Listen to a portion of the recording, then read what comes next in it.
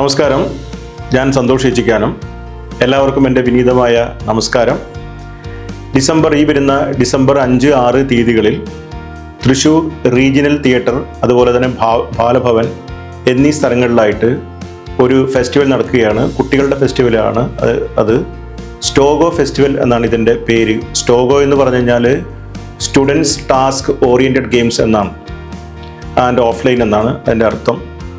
അപ്പോൾ ഇത് കേരളത്തിലും UAE-യിലുമായിട്ട് നടക്കുന്ന ഫെസ്റ്റിവലാണ്. അതായത് സ്റ്റുഡൻസിനുള്ള ഫെസ്റ്റിവലാണെന്ന് പറഞ്ഞു കഴിഞ്ഞു. ഇത്തവണ ഒരു 1150 സ്കൂളുകളിൽ നിന്നായിട്ട് 5000 സ്റ്റുഡൻസാണ് ഇതിൽ പങ്കെടുക്കുന്നത്.